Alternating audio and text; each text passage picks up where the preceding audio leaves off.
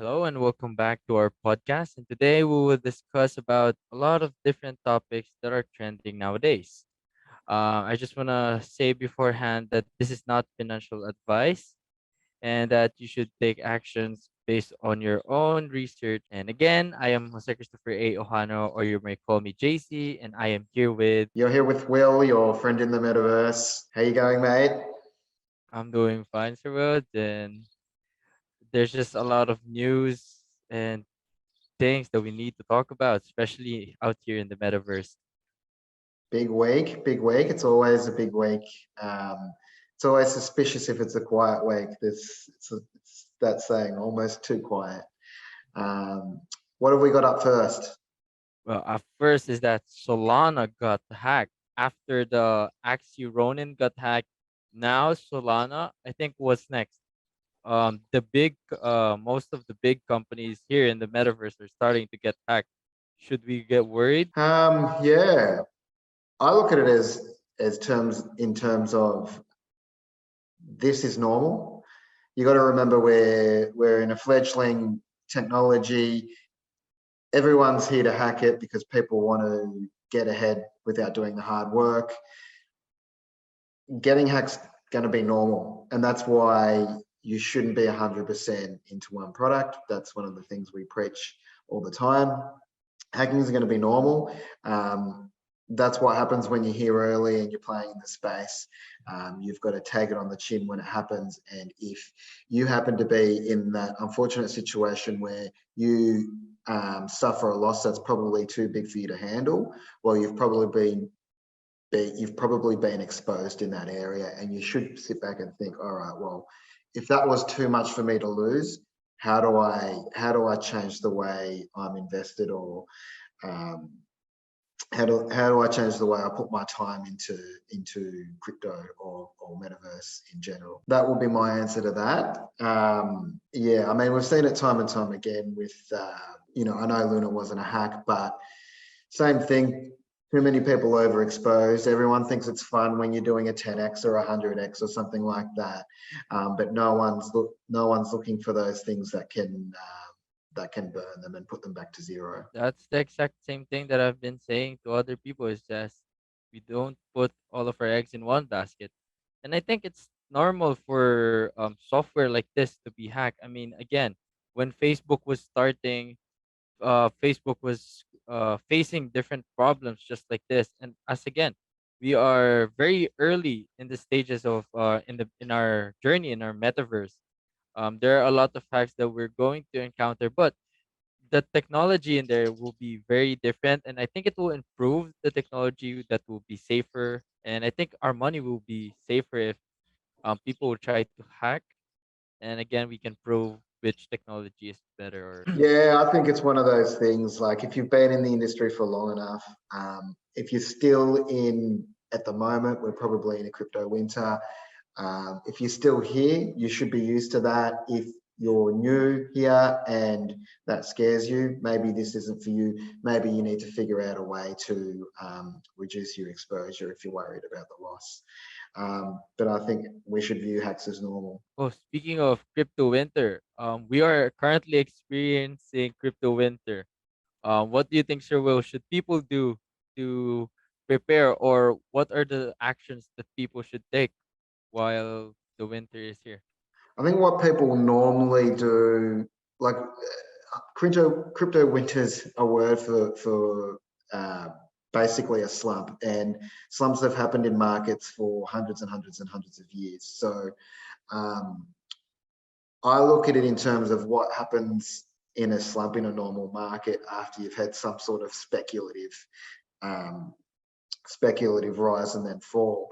And generally, what happens is uh, all the all the people that lost and got out didn't win. I think if you look back at the last biggest one that wasn't a crypto one, you'd look at the dot-com bubble, and we saw exactly that there. We saw stock markets have all these exponential gains, and then it fell in a big heap. Then Web 2 came along, and the guys that were still in the game won big. Now, you've got to remember that was 5 or 10 years between the late 90s and um, all these web companies getting funding and getting big and then crashing. And then it took another 5 years for these businesses to really rise out of the ashes. Your Amazons, your Facebooks, your YouTubes, um, social media's kind of come up as a part of Web 2. So you've got to look at it in terms of, all right, well, those opportunities are out there, and those opportunities are actually out there. There might be 10 companies out there might be 500, there might be 1,000 companies that have that exponential gain. The challenge is obviously to find them and to be exposed to them in terms of you've put an investment into those. So it's the same thing, mate. It's whoever's put the homework in and done the time to find these good investments.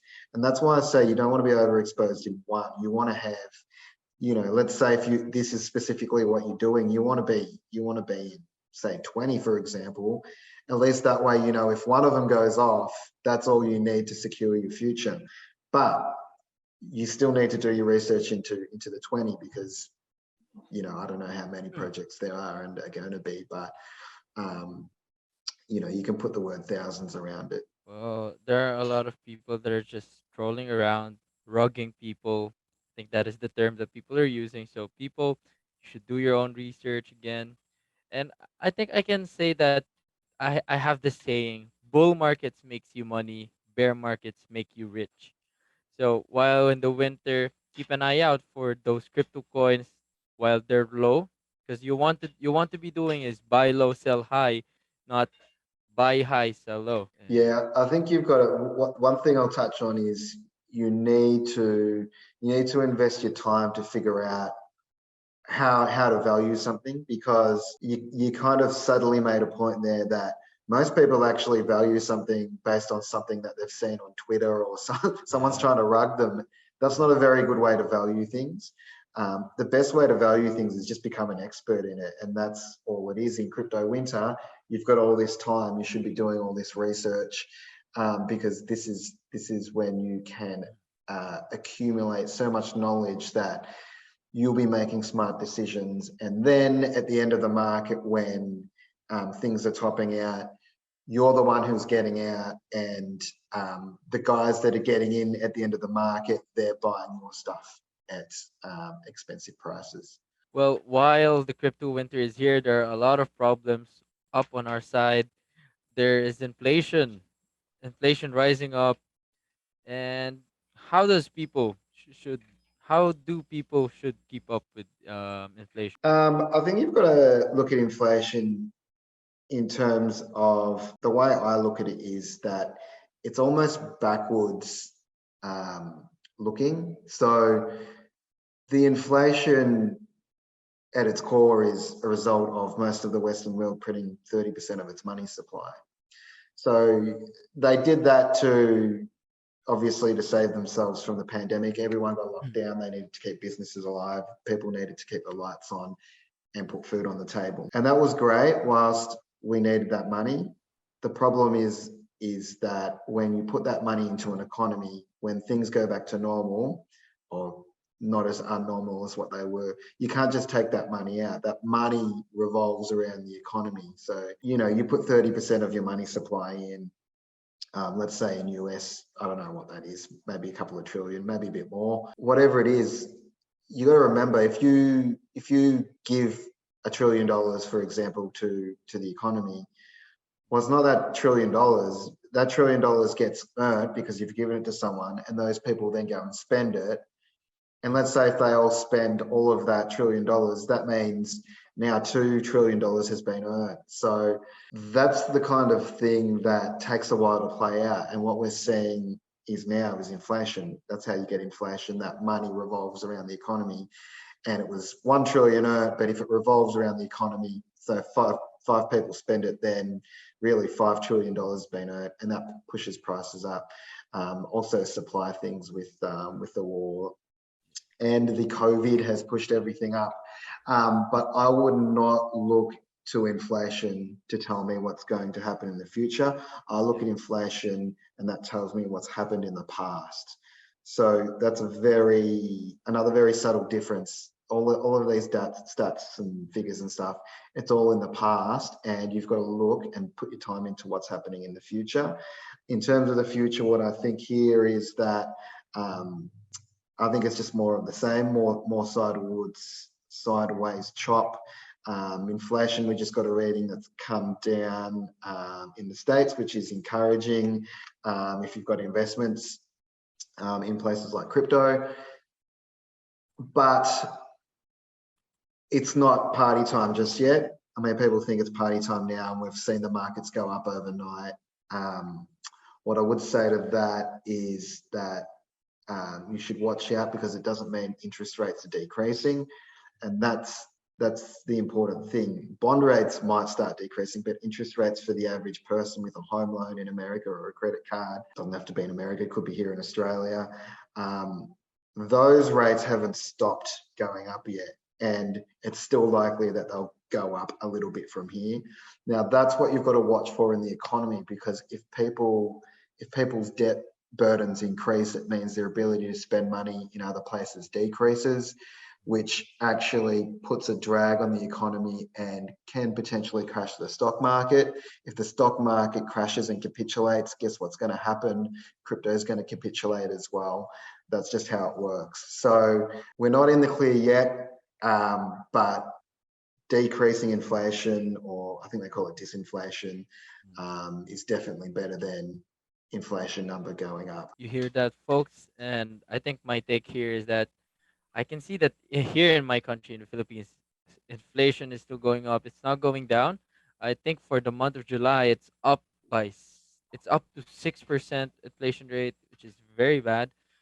So people out there, um, comment down below. How are you dealing up with the inflation, crypto winter, and any thoughts on the topic or our takes about these topics? Cyril, do you have any messages for our viewers? No message, just keep doing the same thing, keep chipping away, keep learning.